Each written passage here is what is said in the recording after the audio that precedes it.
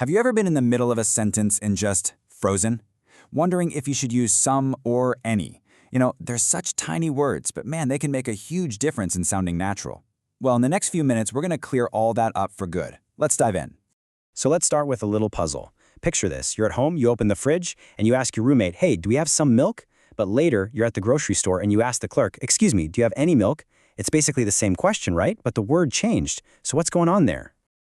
So what is the difference? I mean, it seems so small, but getting this right is one of those little things that really makes you sound fluent and, just natural. So let's break down the simple rules behind it all.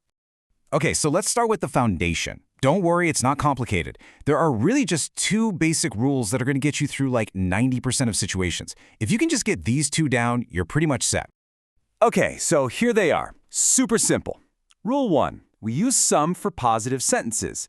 Just a regular statement like, I have some water. Easy. Rule 2.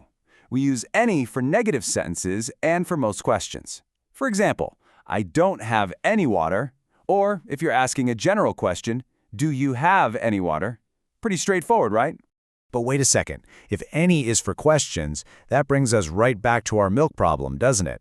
This is where the magic happens. Let's look at the one big exception that explains everything. This is going to be that aha moment for you. So yeah, let's go right back to that first question. Do we have some milk? According to that basic rule we just learned, it feels like it should be any, but it's not. So what's the secret sauce here? And here it is. This is the key. We break the rule and use some in a question when we're doing one of two things. Making an offer, like, hey, would you like some coffee? Or making a polite request, like, can I have some water? The thing is, in both of those situations, you're kind of expecting, or at least you're hoping, the answer is going to be yes.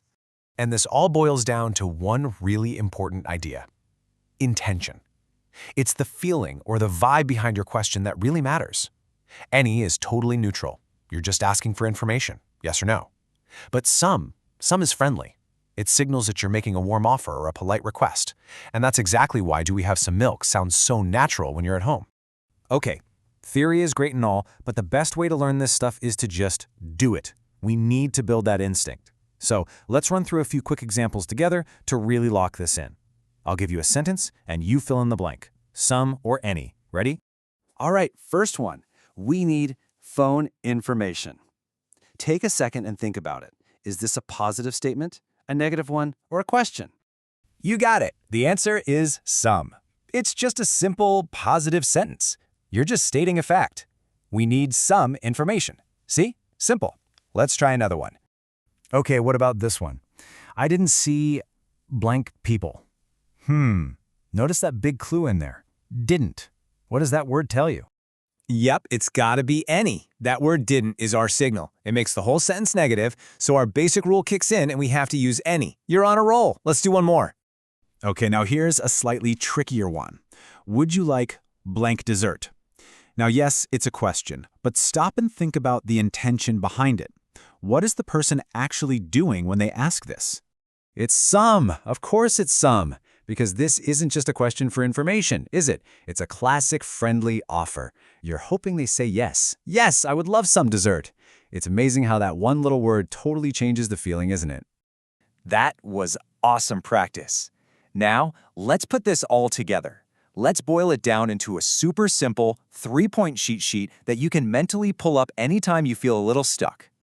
Honestly, that's all it is. It really just comes down to these 3 simple ideas. That's it. If you can remember these 3 things, I promise you, you are going to get this right pretty much every single time. And here it is, your ultimate some versus any cheat sheet. Number 1, use some for positive sentences. Got it. Number 2, use any for negative sentences and for those general information gathering questions. And number 3, our special rule, use some again when you're making those friendly offers and polite requests. So really, the big takeaway is that some kind of pulls double duty. So let's end with one final test to put it all together. Let's say you're a bit lost and you need assistance. Which one sounds better? Which one's more polite? Can I get any help or can I get some help? Well, now you know. Since you're making a polite request, the answer is crystal clear. Can I get some help? And just like that, you've figured out how two of the smallest words in English can make the biggest difference.